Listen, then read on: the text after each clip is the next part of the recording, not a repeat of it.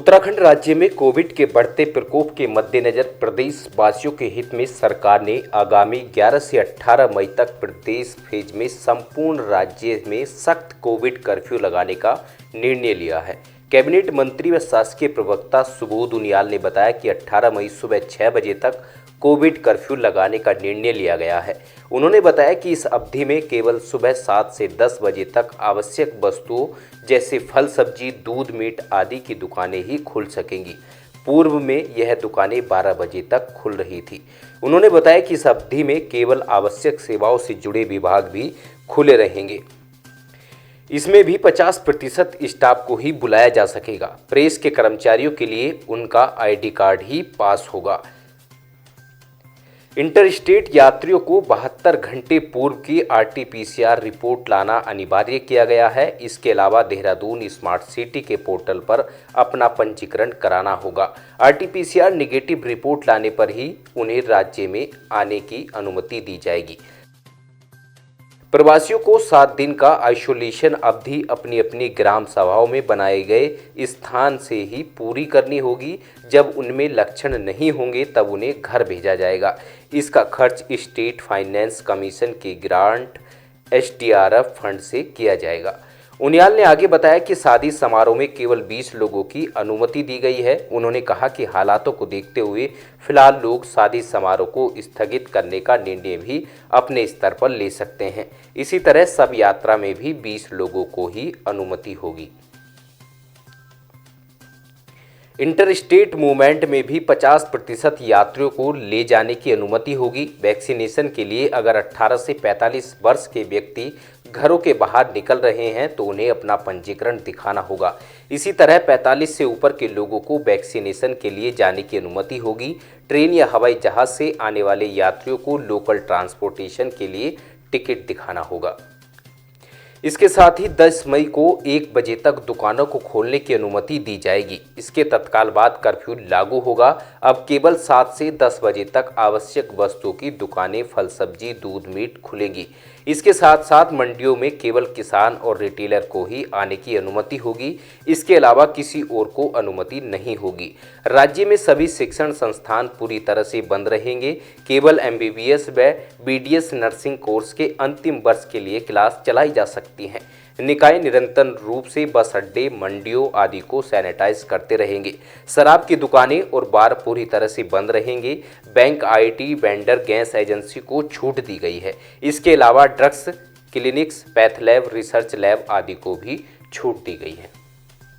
जिस तरह राज्य में लगातार संक्रमण बढ़ता जा रहा था और 9,600 की संख्या भी पहुंची, इसको सरकार की बहुत गंभीरता से सरकार इस तरफ देख रही थी और कई दिन से ये बात कही जा रही थी कि सरकार कड़े से कड़ा निर्णय लेने से पीछे नहीं हटेगी। और क्योंकि आज आवश्यकता आम आदमी के जीवन को बचाने की है और इसको देखते हुए आज सरकार ने पूरे राज्य में 11 तारीख 6 बजे से लेके और 18 तारीख 6 बजे तक 7 दिन कोविड कर्फ्यू लगाने का निर्णय लिया है ताकि इस संक्रमण की चेन को तोड़ने का काम हो सके और आम आदमी के जीवन की रक्षा की जा सके। जिस तरह इस कर्फ्यू के दौरान तमाम गतिविधियों को प्रतिबंधित कर दिया गया है, दुकानों को पूर्णतः दुकानें बंद रहेंगी। राशन की दुकानें मात्र 13 तारीख को अलाउ की गई हैं 7 बजे से 10 बजे तक।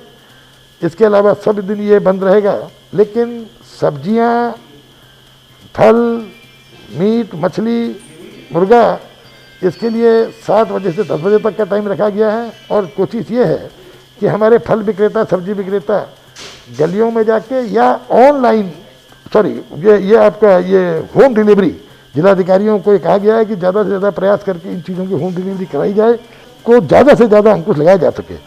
बाहर से हमारे राज्य में आने वाले यात्रियों के लिए 72 घंटे की पूर्व RT-PCR की नेगेटिव रिपोर्ट के साथ साथ ये किया गया है कि वो जो हमारा स्मार्ट सिटी पोर्टल है उसमें उनको पंजीकरण कराना अनिवार्य किया गया है।